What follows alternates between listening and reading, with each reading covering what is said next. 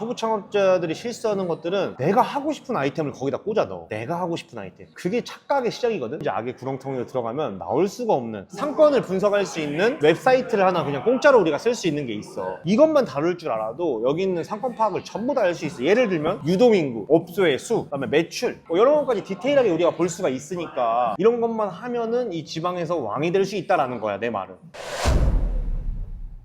대표님, 지방에서 창업하는 게 서울에서 창업하는 것보다 더 철저히 분석을 해야 된다고 하셨는데 그 내용에 대해서 말씀해 주실 수 있나요? 그치. 이제 이 아이템과 상권의 중요성이 좀 오늘의 그 주제가 될 것 같은데, 강남이라든지 홍대라든지 성수라든지 이런 메가 상권들 말고 다른 뭐 서울 외곽지라든지 경기도라든지 뭐 지방 기타 소도시들을 어떤 상권을 어떻게 보고 어떤 아이템이 어울릴지에 대해서 한번 얘기를 한번 해봐야겠다. 어떻게 보면 이제 외곽이나 이런 지방 상권들은 메가 상권들보다 더 철저하게 상권 조사를 좀 해봐야 돼. 그게 왜 그러냐면 메가 상권들은 그 수요층이 이런 아이템에도 수요층이 있고 저런 아이템에도 수요층이 있고, 뭐 예를 들어서 그냥 한식도 수요층이 있고 양식도 있고 와인도 있고 뭐 맥주집도 있고 모든 수요층이 다 있는 게 메가 상권이란 말이야. 근데 이제 지방 소도시나 경기도 외곽, 뭐 서울 뭐 외곽지 이런 데들은 정확하게 이제 아이템은 어떤 걸 들고 들어가냐에 따라서 매출이 너무나 달라지거든. 왜냐면 상권에 맞는 이제 이런 아이템이나 이런 거를 들고 들어가지 않았을 때 아무리 내가 열심히 해도 그 아이템이 그 상권에 어울리지 않기 때문에 안 되는 경우들이 굉장히 많아. 왜냐면은 뭐 사실 유동인구가 받쳐주는 것도 아니야. 그리고 그 수요 인구가 받쳐주는 것도 아니야. 그리고 인프라도 없고, 그러니까 오히려 더 철저하게 상권을 분석해보고 들어가야 된다. 서울 그 메가 상권을 제외한 지역들은 그런 아이템에 따라서 너무나 다른 결과를 불러올 수 있다는 거지. 초보 창업자들이 실수하는 것들은 내가 하고 싶은 아이템을 거기다 꽂아 넣어. 내가 하고 싶은 아이템. 그게 착각의 시작이거든. 거기서부터 이제 악의 구렁텅이로 들어가면 나올 수가 없는, 그냥 메비우스의 띠 같은 거야. 10년을 장사하고 20년을 장사해도 똑같은 거야. 똑같은 거 그냥. 왜냐면 이미 아이템 선정이 잘못됐다는 거야. 첫 단추부터가 이미 잘못 끼워지고 장사하는 경우가 너무나도 많다라는 거지. 내가 똑같이 1년 이상 개고생을 해도 어떤 아이템을 들고 들어가느냐에 따라서 이게 빛을 볼 수도 있고 허공에 삽질하고 있는 경우도 있고. 서울로 기준을 해보면 우리가 뭐 노원이 됐든 은평구가 됐든으로 한번 가정을 해보자. 근데 거기서 티본 스테이크를 팔고 뭐 파스타가 2만 원대고 뭐 와인을 막 팔고 와인 막 5만 원 6만 원 이런 걸 팔고 하면은 과연 그거를 그 동네에서 찾는 수요층이 얼마나 될까? 왜냐면 뭐 그 동네에서는 데이트를 물론 하긴 하지만 커플끼리 뭐 데이트를 한다고 하면은 메가 상권 쪽으로 가서 데이트를 보통 하잖아. 그런 데에서는 먹을 확률이 높은데 그런 동네에 있는 데를 가서 분위기를 내는 경우가 흔치는 않다는 거야. 이미 아이템에서 경쟁력이 많이 떨어지고 시작하는 거야. 그런 데는 아이템을 당장 바꿔야 돼. 그러니까 아이템 뭐 파스타를 바꿔라 이게 아니고 그 아이템을 그 동네에 있는 주민들도 올 수 있고 동네에서 가볍게 데이트를 할 수 있는 가격대로 바꾸고 구성을 바꾸고, 뭐 와인도 만약에 할 거라고 하면 와인도 더 저렴한 가격대를 놓고 비치를 해서, 그리고 콜키지 뭐 프리라든지 이런 것들의 아이템을 점점 장착을 하면서 이 동네에서는 여기를 찾을 수 있게끔 만들어야 된다는 거지. 그러니까 이런 것들을 간과하고 계속 내 아이템이 제일 맛있어요, 내 아이템이 짱이에요, 이런 것만 생각하면 그 동네에서 살아남기가 쉽지 않다는 거지. 왜냐면 메가 상권에 가면은 그거보다 훨씬 더 분위기가 좋고 인테리어가 고급지고 더 느낌이 있고 더 분위기를 낼 수 있는 것들이 너무나 많기 때문에 그 상권에 파스타와 와인을 파는 데가 존재하지만 사실 그 사람의 경쟁자는 누구야? 메가 상권에 있는 사람들이야. 왜냐면 데이트를 할 때는 거기만 보지 않거든. 그러니까 이런 부분들을 우리가 반드시 생각을 해야 된다는 거야. 근데 이런 걸 놓치고 있는 사람들이 너무나도 많다.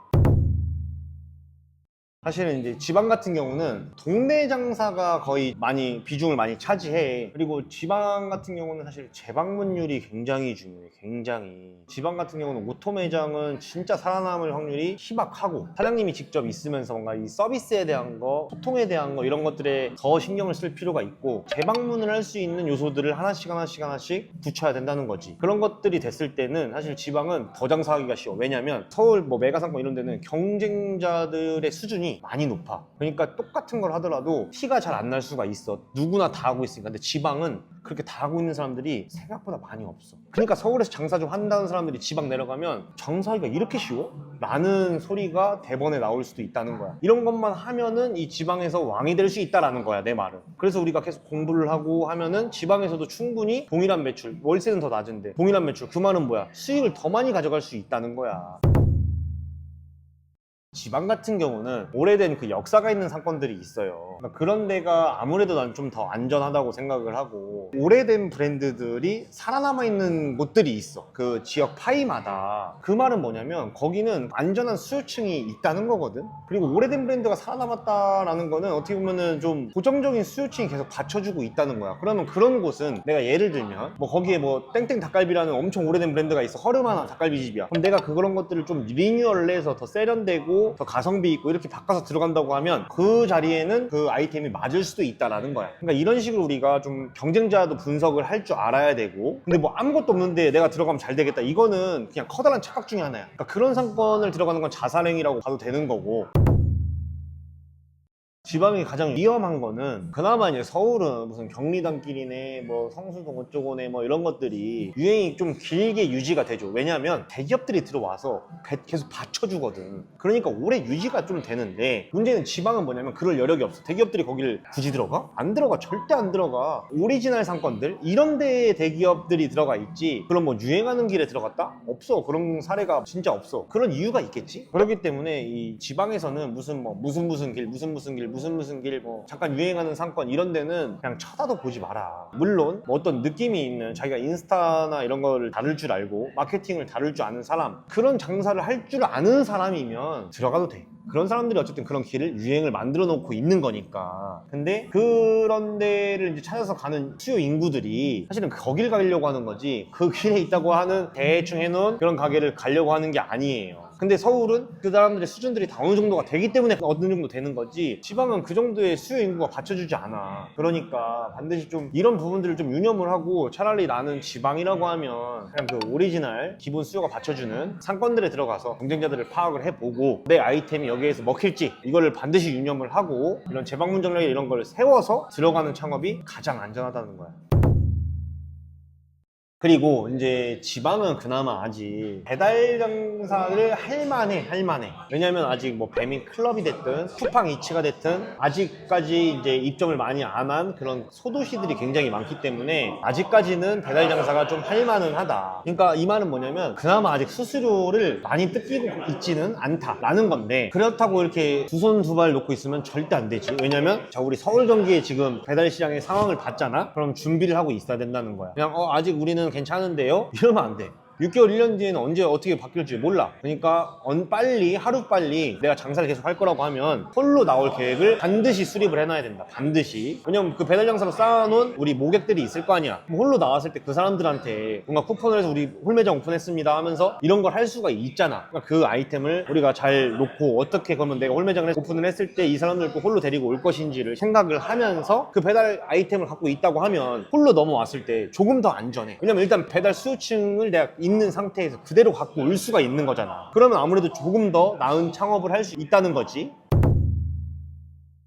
상권의 유동인구나 아니면 임대료 수준은 어떻게 파악하면 될까요? 이제 요새는 사실 이제 AI 기반으로 해서 할 수 있는 툴들이 굉장히 많아. 나 같은 경우는 뭘 쓰냐면, 자, 오픈업이라는 어플이 있어. 거기에 들어가면 각 매장별로 매출을 다 딸 수가 있거든. 이 매출이 국민카드 데이터를 하기 때문에 어느 정도 플러스 마이너스 편차는 있지만 한 80-90% 정도의 매출이 맞더라고, 실제로. 그래서 그 어플을 써서 한번 매출을 파악을 해보고, 그리고 내가 전에 한번 얘기했지만 뭐 예를 들면 그 매장을 방문을 해봐서 맛도 볼 겸 방문을 해보는 거지. 내가 밥집을 할 거야. 그러면 점심시간에 가서 뭐 주문번호, 지금 아까 우리 여기 오픈하자마자 왔으니까 02번 이런 거 있잖아. 02번 이런 것들을 보고, 점심시간에 가보고 저녁시간에 가보고 해서 여기에 몇 번이 나오는지를 체크를 해보고, 그럼 그 객단가가 뭐 2만 원이야. 그럼 그 수를 곱해봐봐. 예를 들면 국밥집이야. 그럼 객단가 한 뭐 15,000원에서 2만 원 나오겠지. 근데 뭐 내가 저녁 9시쯤 갔는데 영수증 번호가 한 뭐 100번이야. 그럼 거기에 곱하기 100 해보면 200만 원 정도 판다는 거 아니야. 이런 식으로 우리가 분명히 파악을 해볼 수 있다는 거지. 하고자 하면 할 수 있는 방법은 넘쳐나. 내가 이런 방법들을 알려줄 테니까 반드시 그걸 파악을 해보고, 그리고 장사를 한다고 하면 소상공인진흥원이랑 굉장히 좀 많이 친해지면 좋아. 왜냐면 정부 지원 자금도 주고 뭐 여러 가지 혜택들을 주는 게 많아. 그리고 여기서 운영하는 상권 정보, 네이버에 상권 정보라고 치면